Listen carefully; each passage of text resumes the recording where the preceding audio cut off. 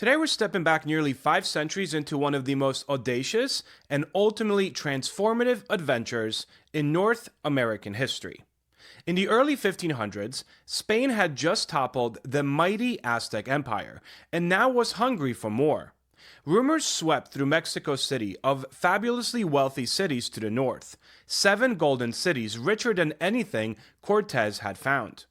These tales, whispered by survivors of earlier shipwrecks, as well as amplified by Franciscan friars' glowing reports, ignited a passionate search for gold and glory up north.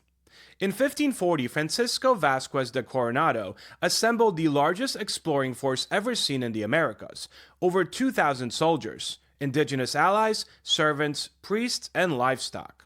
They all marched north from the ruins of the Aztec Empire in modern day Mexico into what the Spanish called the El Norte Misterioso, a vast unmapped interior stretching across deserts, mountains, as well as endless plains. What they had expected were streets paved with gold, but what they found instead was a resilient landscape of indigenous nations determined to protect their homelands. Helping us unpack all of this and this epic tale of myth, ambition, hardship, and resilience is a New York Times best-selling author and adventure historian, Peter Stark. With his signature blend of vivid storytelling, deep research, as well as fresh perspectives on exploration history, Peter turns his attention to Coronado's ill-fated quest in his latest book, The Lost Cities of El Norte, Coronado's Quest, the Unconquered West, and the Birth of American Indian Resistance.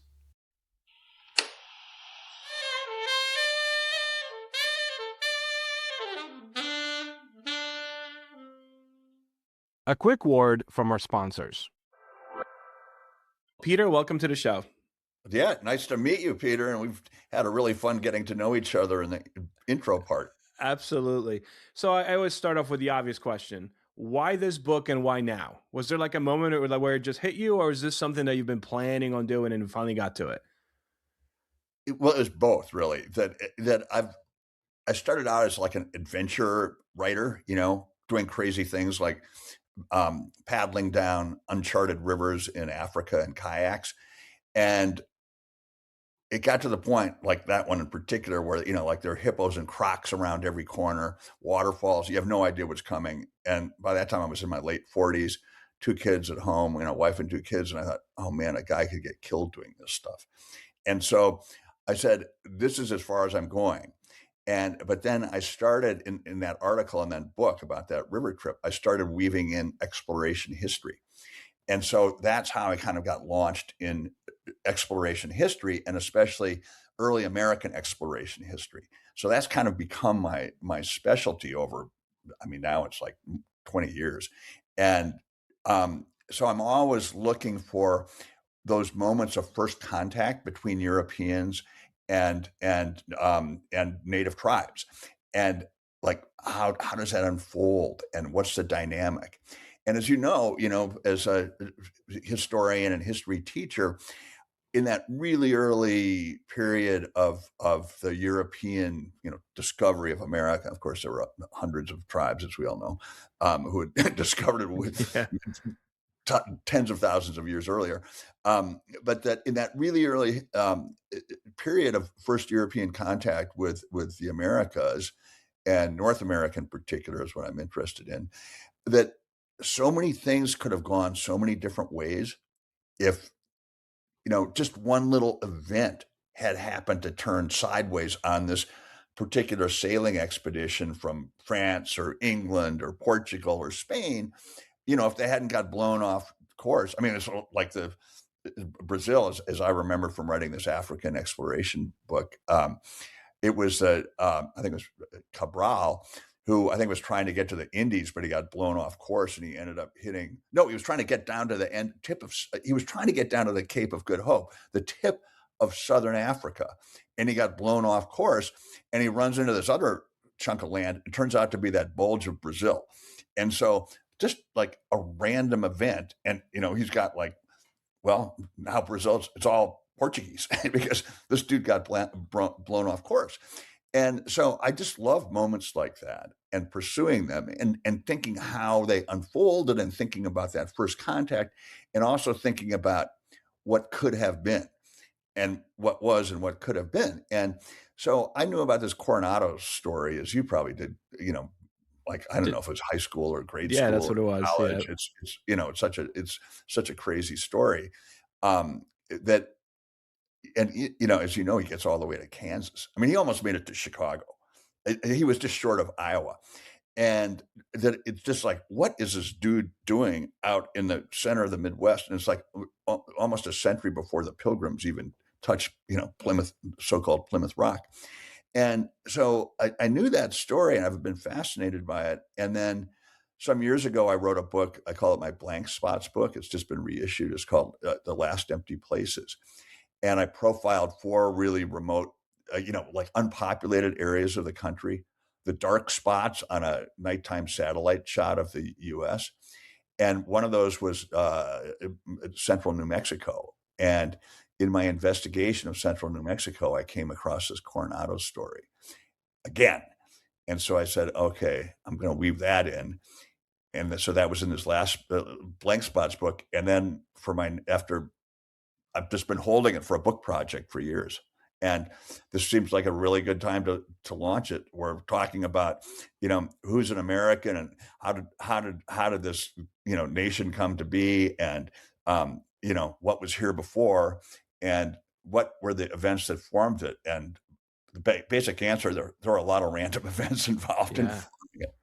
Yeah, no, a lot of what ifs in this book as well. You reframe Coronado's expedition not really as a failed search for gold, but kind of like a moment that was pivotal in shaping resistance in North America, right?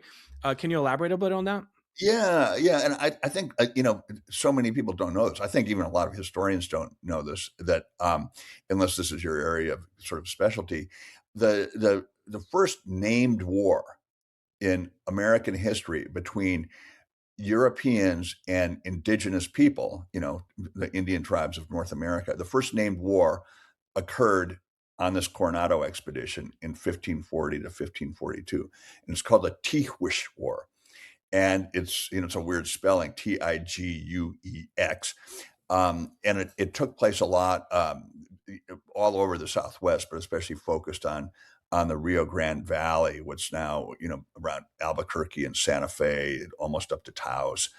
And so that was the start of this real serious conflict between U.S. and Europeans. There had been some in the East, but this was like this huge expedition, thousands of warriors going up. And what was interesting is that Coronado, he's like looking for the headman. He's looking for the emperor. He's looking for the chief. He's looking for the castle on the hill. That worked really well for, down there with Cortez and the Aztecan Empire, knocked off the emperor. It worked really well for Pizarro down in the Andes in the Incan Empire. Found the emperor and ransomed him for a room full of gold, and then killed him, melted down the room full of gold. And so that had happened only a few years before this Coronado expedition. And so a rumor came down that up in the mysterious north, there were these wealthy cities, 7 wealthy cities. So that's what launched this frenzy of an expedition. And so these guys are marching north thinking, yeah, we're going to find like the emperor and we're going to knock him off and we're going to have an empire.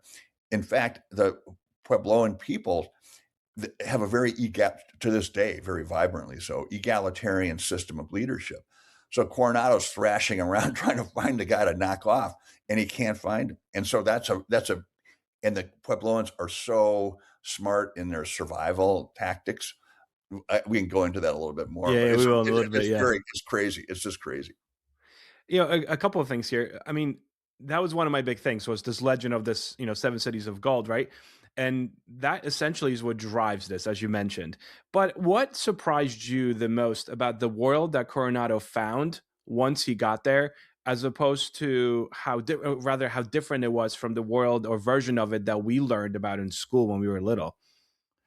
Yeah, well, when you're talking about like the Southwest or Yeah, American yeah, Indian yep, tribes in general. yep. Well, yeah, and I've written a lot about that, about the the Native people and the tribes and the different societies, um and I think there's this misconception that we grow up with, and have in American history, the way it's been kind of traditionally taught, is that like of these hundreds and hundreds of tribes, hundreds and hundreds of different languages on the North American continent, somehow we have this image like there's one little group of native people sitting around a campfire up in the woods over here, and then another little group sitting around a campfire over in the woods over there, and maybe one out on the plains, and there's no communication between them. And they're just like, they're just living this very isolated, simple existence. It was so far from that. There are these thousands of mile long trade routes. These tribes are interconnected. There's trade going from, in the case of the Southwest, we're talking about their macaw, which are colorful parrot feathers, coming all the way from the tropics up into the Southwest, because they're very valued as decoration and symbolic objects. There's seashells coming from the Pacific coast going out onto the Great Plains as decoration. They're just these amazing interactions.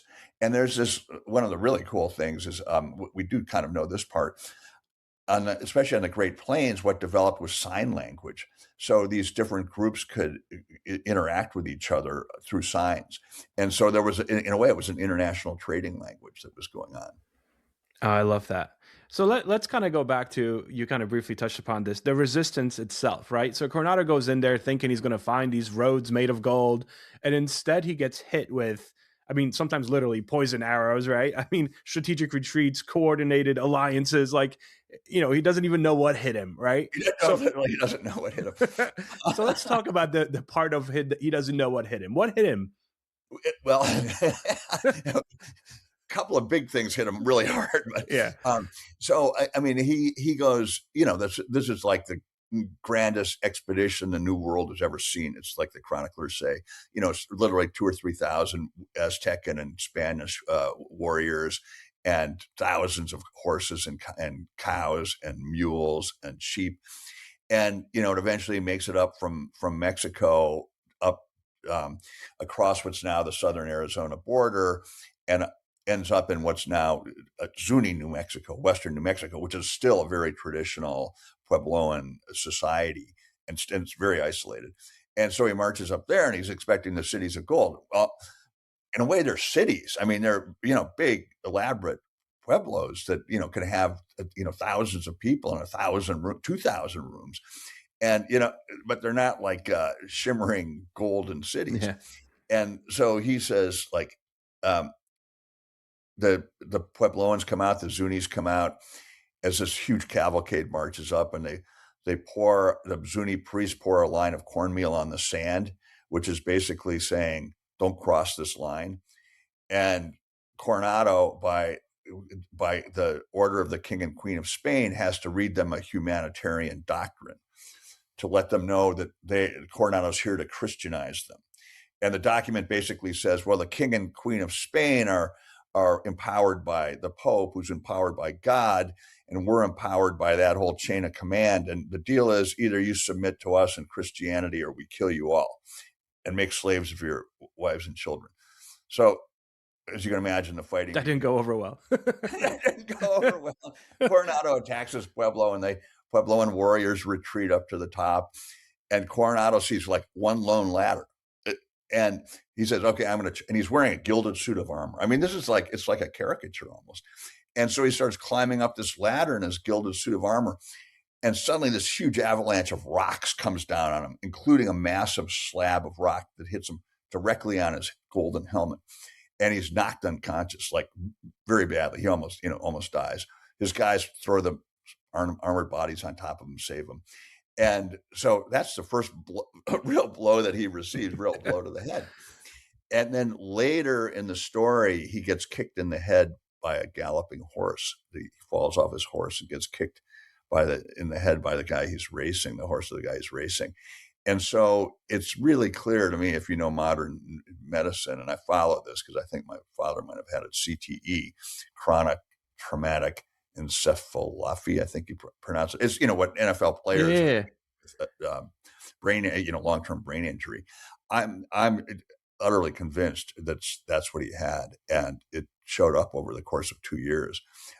So yeah, he received some heavy blows.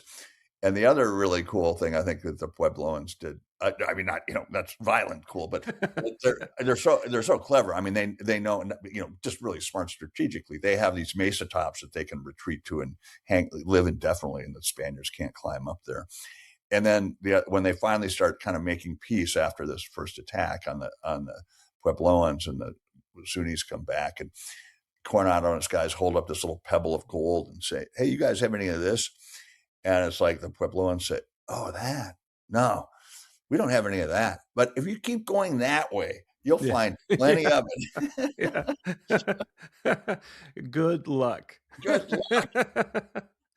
Oh, that's awesome. It's so funny because the way you speak about it is very much how you write in your book. I mean, your book is just, it's like an adventure book, but it's a nonfiction adventure book. I want to commend you on that. Thanks.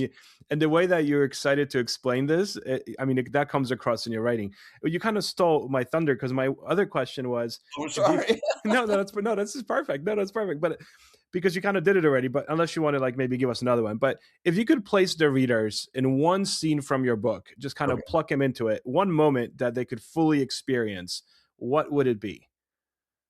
Oh man. Oh, there's so many like that. Doesn't have to be the defining one, just a Yeah, moment. yeah, yeah, yeah. Oh wow, there's so many.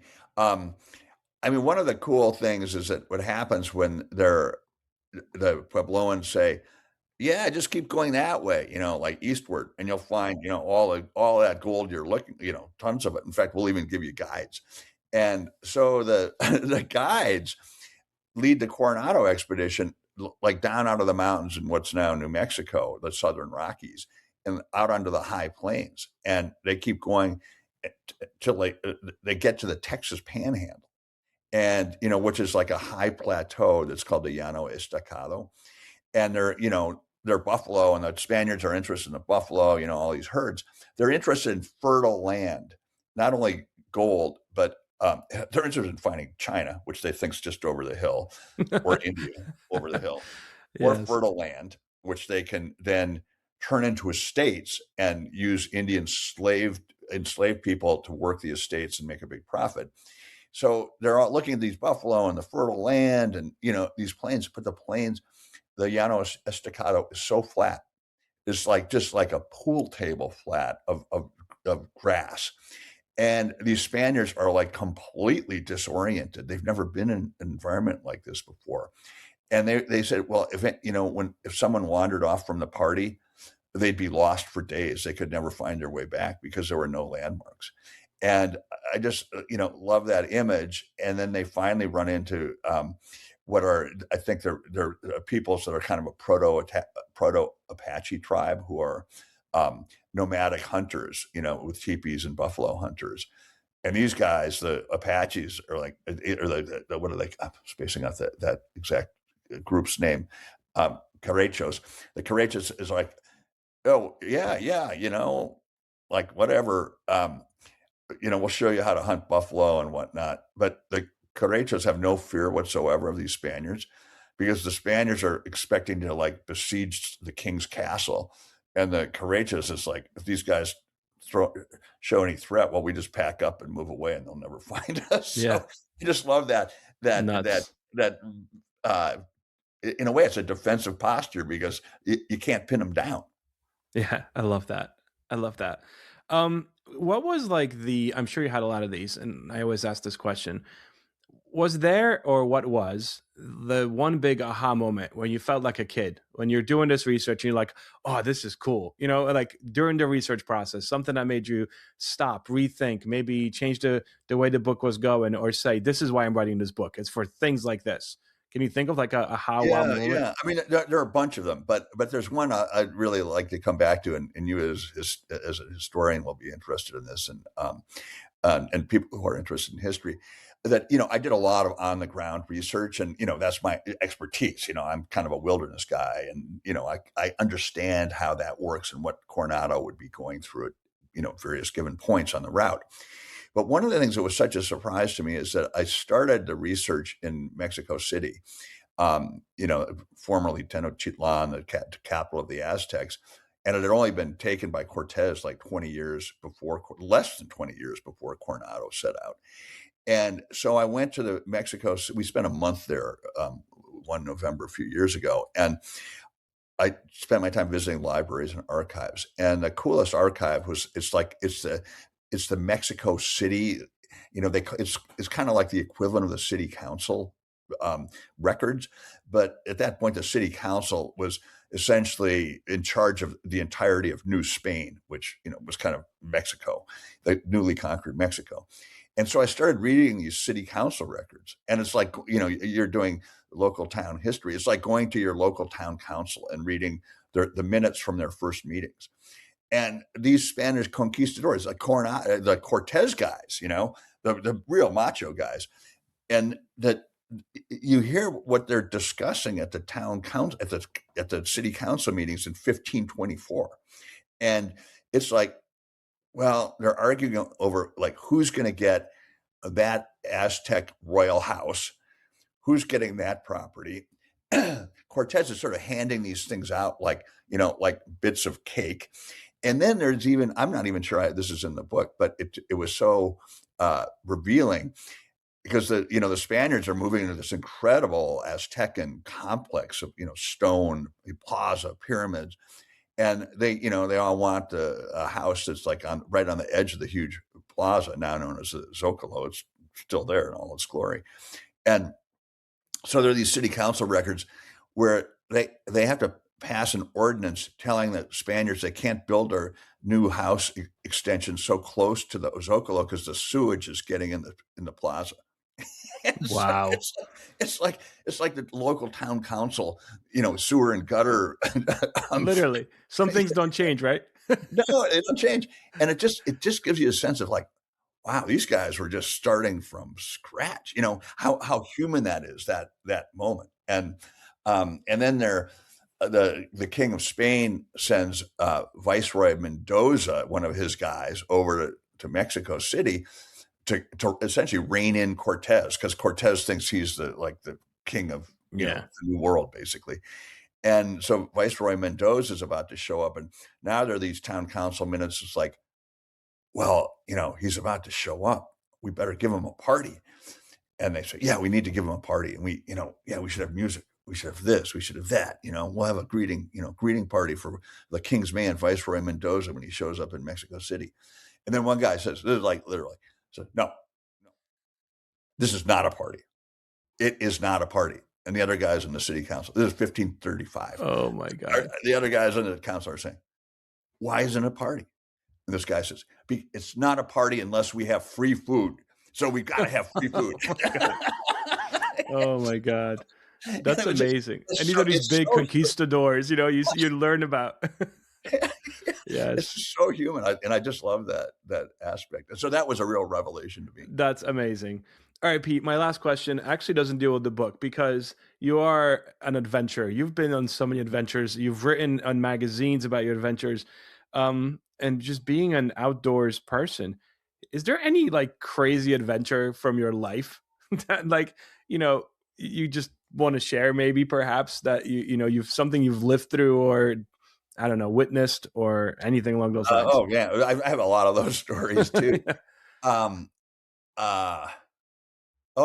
got one for you. Yeah, this people love this story, but I could spin it on for a while, but I'll give you the short version. I was saying that about going down this river in Africa. It's called the Lugenda River. We went 750 kilometers through, extremely remote. There were no villages. There were not, there were waterfalls and I thought I was going to die around every bend of that river. And finally we get off the river, and it's like, oh, it's, we're on dry ground, safe at last. And we got connected with a hunting camp, like a white hunter hunting camp that was there. along the river, and they had like Land Rovers, and they're driving through these little forest paths in the woods, and so they're taking us. I don't know. We were going to go to like some hunting stakeout or something. I'm trying to remember what it was, and um, and I'm sitting in the front of this Land Rover, and it doesn't have any windshield on it, and they're African trackers, villager guys in the back, hunters, and they're standing, up holding onto the crossbar in the back, and I'm next to the drivers to my right.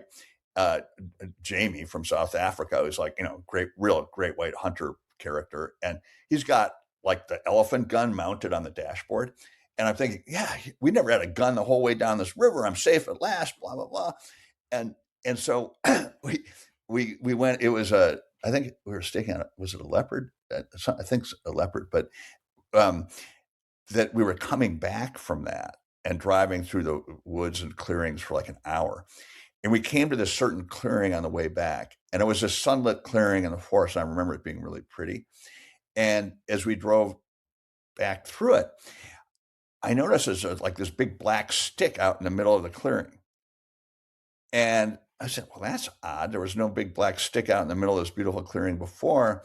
And it's like right in the middle of this big open spot. There are no trees around and there's no wind. So what's that all about?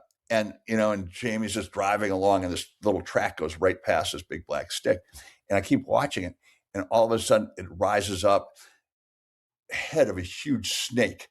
And it's just like, it's like this, it's at head level and aiming at me. Jamie doesn't see it. I don't have any more time to react. And I just dove underneath the dashboard, smashing into the metal. God. And then there's like this bam, thunk. And, and all of the trackers go, mamba, mamba, mamba.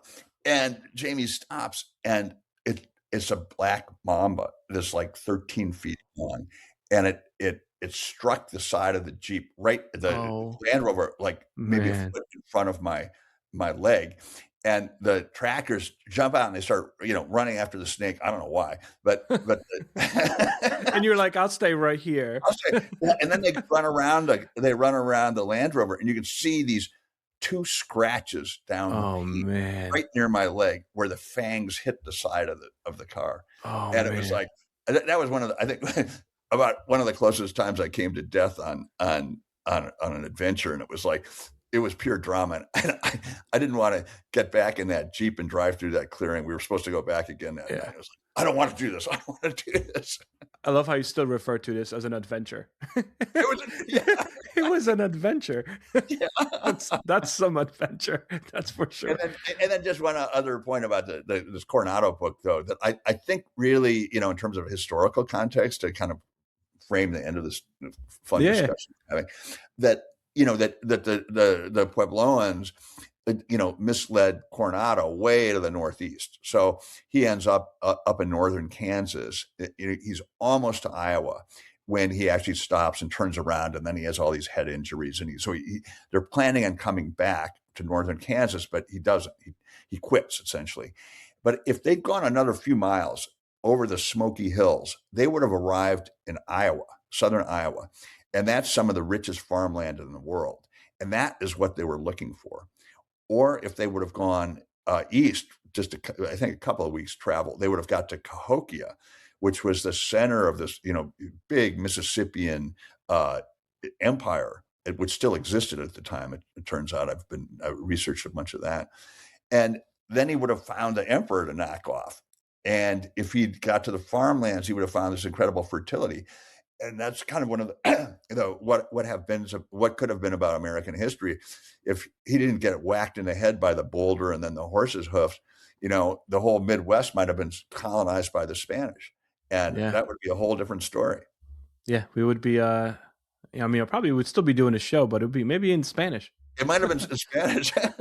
Yes, I compared it like it might be like Brazil is today, where it's the native and the Spaniards mixed quite closely together, so it's a real mishmash of cultures. So but we got Iowa. Well, it's a big what if, that's for sure. Pete, this was great. Thank you so much for speaking with me today. It was an amazing conversation. Yeah. We'll have to do it again sometime.